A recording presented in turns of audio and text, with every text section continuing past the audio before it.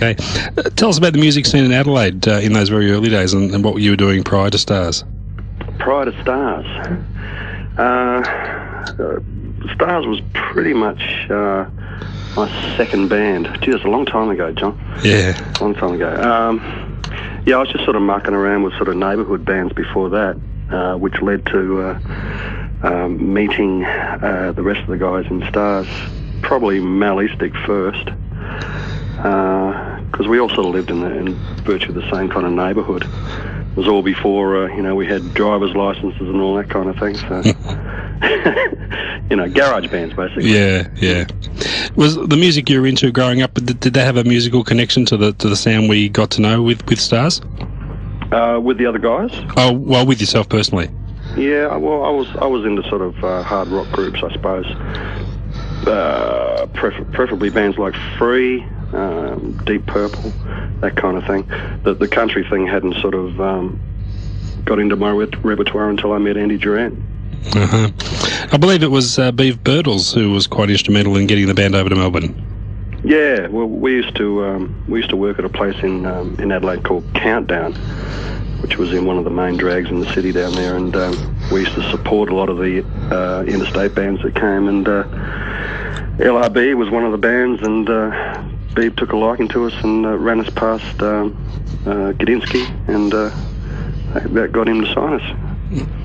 Yeah, looking back now, do you think it was important to have an established figure in the industry like that to support you in that way, in terms of your own confidence that you could make it?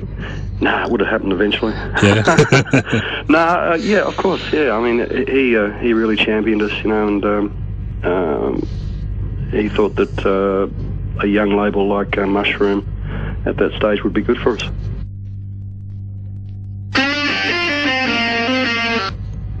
Do you remember the circumstances that brought Andy to the band? Yeah, it was another neighbourhood thing. A lot of us, it's a bit kind of fuzzy, but a lot of us used to sort of go to parties basically, and the musicians would sort of get up and play, and that's how we basically met. It was just through music. Were you aware of his songwriting talents already, or did that... Not at the time, no. No, that didn't become apparent until after he joined the band? No, before then, he used to get up and do solo stuff. So, he'd do sort of songs by Jerry Jeff Walker and the band and stuff like that, and then he'd do a couple of his own songs, which were kind of influenced by those two acts. And that's when we realised that this guy's something. Talking about Stars, it would be difficult not to bring up that rock and roll cowboy image that was placed upon you at the time. Was it anyone's idea in particular to push that image? Yeah, it was basically our manager at the time, one Jeff Skews, who used to be in the Vibrants, if you remember them. Yeah. He was the keyboard player in that band and went on to managing. None of us had been interstate before then, Adelaide was it. That was our world, and whatever he said about how it was interstate, we sort of took as gospel. And he said, "You got to have an image, boys, and you're doing sort of country kind of based songs, so cowboy hats." It was a tough image to shake, though, wasn't it? Yeah, I guess, but it was really only for a short time that we used that kind of image, and I guess because we appeared on Countdown with that image, it kind of stuck for a while. Yeah. The Paradise album is, I guess, something of a forgotten classic now, and probably not given its due credit these days. Do you think that album really represented a coming of age for the band? I think so, yeah. Absolutely. I mean, it was... I think it was a rapid rise from songs like Quick on the Draw and Winning Hand, our first two singles. I think we matured quite quickly. But that was due to Andy's songwriting, I think, mainly due to Andy's. You landed some pretty important support slots for overseas acts, the likes of Joe Cocker, Linda Ronstadt and the Beach Boys. Any standout memories of those? I remember playing with ELO actually at the racetrack there in Sydney. I can't remember what it's called. No, it's not coming to me. Probably Randwick. That's right. And just this vision of, it was raining, it was pissing down with rain, it was an outdoor show, and just this vision of thousands and thousands of umbrellas is a pretty vivid memory. Joe Cocker was was quite a tour. That was in his darker years, when he used to like a bit of a tipple. And that was also the year he got kicked off Great Keppel Island at the start of the tour. Oh, yeah, I remember that, yeah. So we had the sort of paparazzi following that tour all around, waiting for him to do something wrong. That was quite memorable. And a tour with AC/DC was a good one too. I got to share a room with Bon Scott for the whole tour, and that was a magic sort of tour, that one. How disappointing for you was the lack of commercial success for Land of Fortune? That it was still a strong piece of work, but didn't sell to the extent of Paradise, did it? Oh, I hardly sold a cracker, mate. It was unbelievable. Just how much of a failure it was, and that was sort of really sort of dampened our spirits and pretty much caused the breakup of the band. But you got to remember, at that time, punk was just coming through. And being in kind of a country boogie kind of band was the most unfashionable thing on the planet, Mm-hmm. So that had a lot to do with it as well, I think. So that'd be your theory as to why that occurred? I think so. Yeah. Radio wouldn't touch it, because it was just, as I said, an unfashionable thing at the time. And so forth. Andy was starting to write songs with Richard Clapton. That's right, yeah. So everybody was jumping ship, basically. Pretty much, yeah. Due to probably the failure of Land of Fortune. Did you know of Andy's illness before you decided to split the band? Not at the time, no. It was sort of, he wanted it that way. He wanted it sort of kept between him and his family, and the only person who really knew was Mal Estick, who he sort of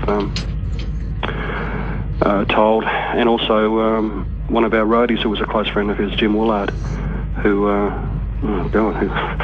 good memories here. He committed suicide just a couple of years after Andy went, actually. Oh, dear. Yeah. But no, he sort of kept it to himself, and it became obvious after a while. Yeah. That he was quite ill. What do you recall of that farewell gig that became the third and final album? The farewell gig was at Bombay Rock. Mm-hmm. And it's all pretty fuzzy, mate. Very fuzzy. Did you know it was your last gig at the time? Pretty much, yeah. Yeah. Have you ever pondered what Andy's status in the Australian music industry would have been today had he lived and continued with his music? Do you think his best work was still ahead of him? I'd say so. Yeah. I mean, he was only 26, Yeah. It's quite possible that his best work was still before him, And he was starting to, as I was saying, he was starting to co-write with some pretty good people, so who knows what would have become of it, Now, the memorial concert down at the Palais must have been a special night. I spoke to Broderick Smith recently. Did you? And he regards it as his most treasured memory in music. Oh, that's fantastic, isn't it? Can you describe the feel of the night? Pretty nerve-wracking, because there wasn't much rehearsal involved. We were just pretty much relying on the acts and their homework. We had one get together in the afternoon, and I think there was another one possibly a couple of days before that, which was more a drinking session than anything else.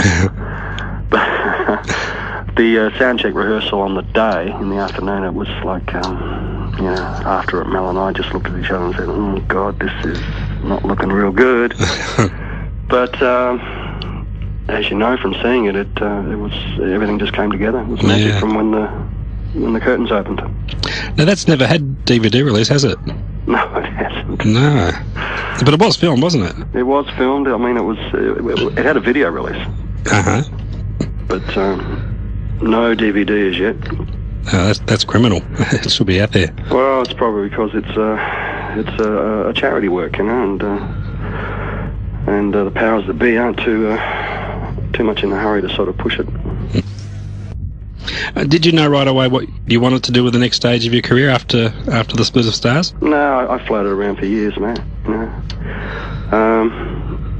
Lots of different styles I sort of dabbled in, because I like quite a lot of different styles of music. I formed a band called The Ideals, which for a while was kind of a funky thing. It just sort of went in the direction of the players that I sort of started playing with in that band. First off, as I said, it was a kind of a band, and then it went to an R&B kind of band and a hard rock band and so on and so forth, you know. But I sort of came back to country music, really. Did you have high hopes for the Ideals? Not high hopes, no. There wasn't a lot of songwriting being done in that band. It was basically a breadwinning situation. Yeah. You know, gotta live. You know? What about the Spaniards? There were some great musos in that band. Surely you must have had some confidence that that would amount to something? It was a great band, but it was fairly volatile as well. Billy was a fairly volatile kind of character. He was into a lot of things at that particular time. Things that I felt weren't too good for him. And that brought about the end of that group, because basically I didn't want to be involved in something that could sort of implode at any time, you know. Yeah. And it virtually did. At a concert in Sydney, we were supporting Tina Turner, I think it was. And Billy and I had a fight on stage, and that sort of finished that act, you know. So, but some great music came of it, and there was some great times in that band as well. You know, it wasn't all sort of, it wasn't all bad times. You never got around to doing a full-length album with that band. Was that ever close to happening?